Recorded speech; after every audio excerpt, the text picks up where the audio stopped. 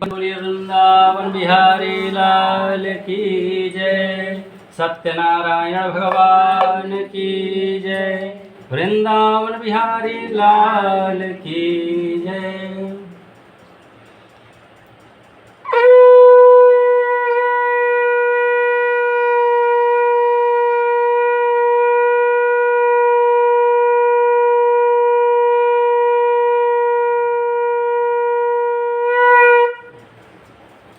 चलिए कथा सुना जाओ।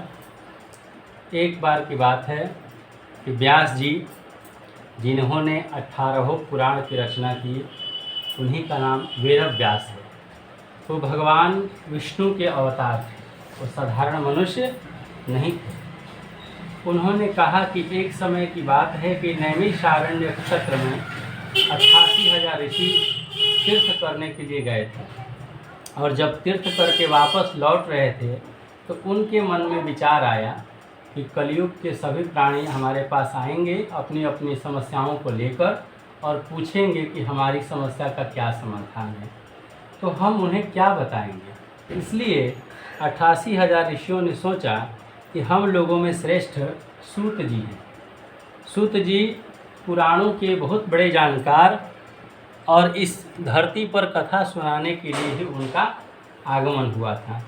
तो उन्होंने सोचा कि क्यों न सूत जी से जा कर के हम अपनी समस्याओं को बोलेंगे, और वो हमें जो सुझाव देंगे वहीं हम सभी प्राणियों को बता करके सबका कल्याण करेंगे। इसी उद्देश्य से 88,000 ऋषि एक साथ मिलकर गए सूत जी के पास, और उन 88,000 ऋषियों में जो श्रेष्ठ थे उनका नाम था शौनक जी। उन्होंने कहा कि हे प्रभु, हम लोग चाहते हैं कि ऐसा कोई छोटा सा उपाय बता दीजिए जिससे कलयुग के मनुष्यों का कल्याण हो जाए, क्योंकि बहुत बड़ा उपाय बताइएगा तो कलयुग का मनुष्य कर ही नहीं पाएगा। ऐसा कोई उपाय बताइए जो लोग कर भी पाएँ, खर्चा भी कम हो, फल अधिक मिले, क्योंकि कलयुग में सब लोग यही चाहता है कि समय कम लगे, पैसा कम लगे, फल बहुत अधिक मिले।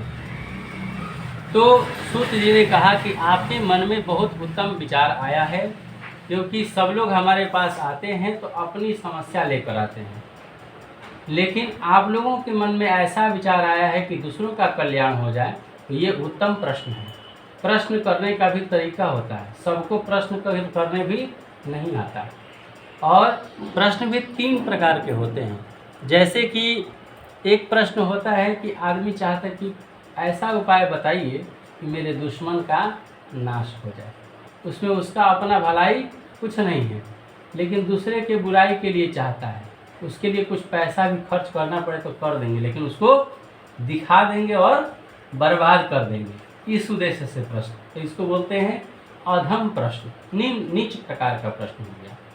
दूसरा प्रश्न होता है कि हे प्रभु, कोई संत मिल गया तो मेरा बेटा का नौकरी कब लगेगा, हैं, हम बहुत ज़्यादा धनी कैसे हो जाएंगे, मेरा व्यापार बहुत अधिक कैसे बढ़ने लगेगा, ये प्रश्न हुआ। तो इसमें अपना भलाई स्वार्थ छिपा हुआ, तो ये मध्यम प्रश्न हुआ। खराब नहीं है, अपने बारे में सोचना अच्छी बात है, लेकिन स्वार्थ छिपा है इसमें। और तीसरा प्रश्न वो होता है जिसमें अपना भलाई भी नहीं है और दूसरे का बुराई भी नहीं है। क्या है? सिर्फ दूसरे का भलाई छिपा हुआ है।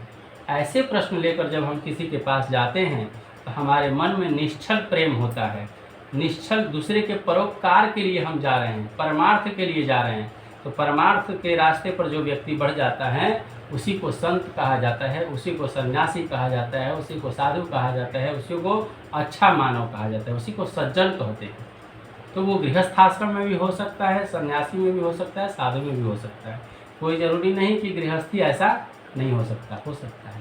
लेकिन अब इसी उत्तम प्रश्न के बारे में सुन करके सूत जी को बहुत प्रसन्नता हुई। उन्होंने कहा कि हे प्रभु, आप सब ऋषियों ने मिलकर के उत्तम प्रश्न किया है, इसलिए मेरा मन हृदय जो है वो गदगद हो गया है।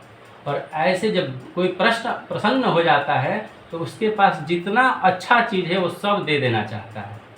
इसलिए किसी से कुछ लेना है तो क्या करना चाहिए? उसकी प्रशंसा करनी चाहिए, उसको खुश कर दीजिए।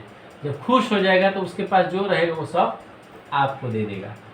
अब वो बोले कि मैं आपसे इतना प्रसन्न हूँ कि देवता लोगों को जो नहीं प्राप्त हो सकता है, वो चीज़ मैं आप लोगों को बता रहा हूँ। ध्यानपूर्वक सुनिए।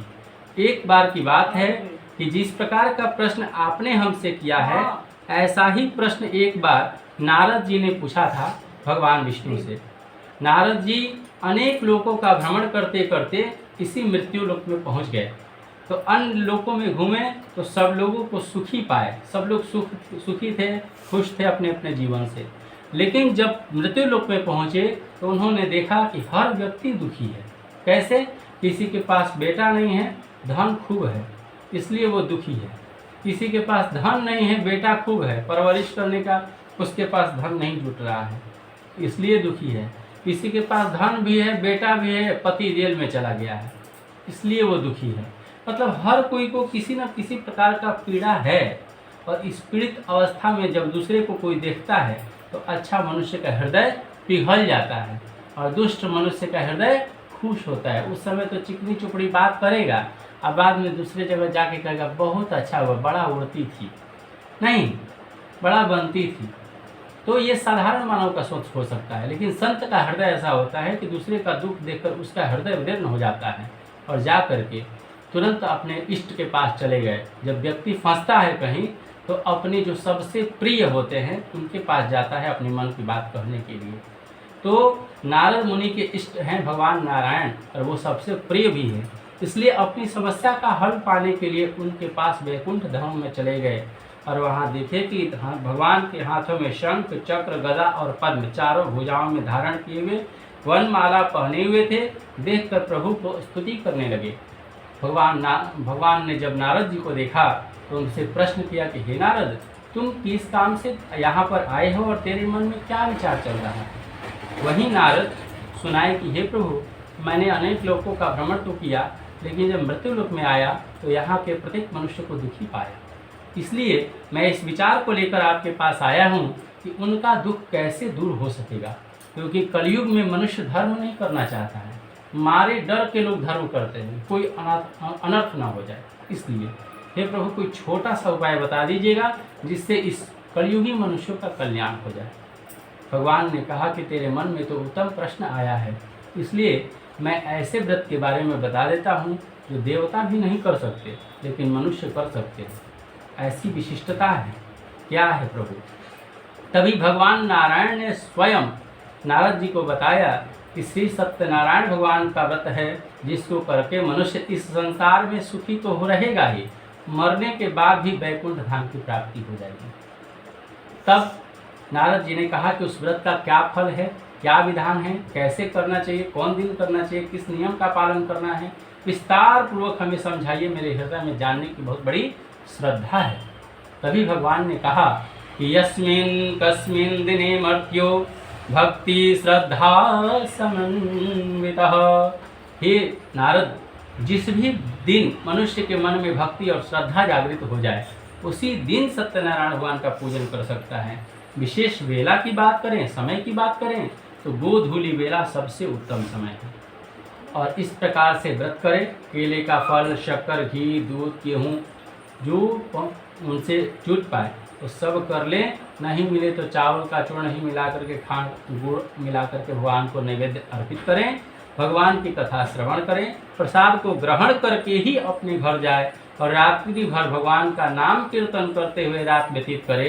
तो जो मन में मनोभिलाषित मनोकामना लेकर वो सत्यनारायण भगवान का पूजा करता है, उसके मन की मनोभिलाषित मनोकामना अवश्य पूर्ति होती है, इसमें तनिक मात्र भी संदेह नहीं है। इसलिए इस घोर कलयुग में इससे छोटा दूसरा कोई उपाय नहीं है। इस प्रकार से सूत जी ने 88,000 ऋषियों को इस व्रत के विषय में सुनाया। ये एक बार प्रेम से बोलिए सत्यनारायण भगवान की जय।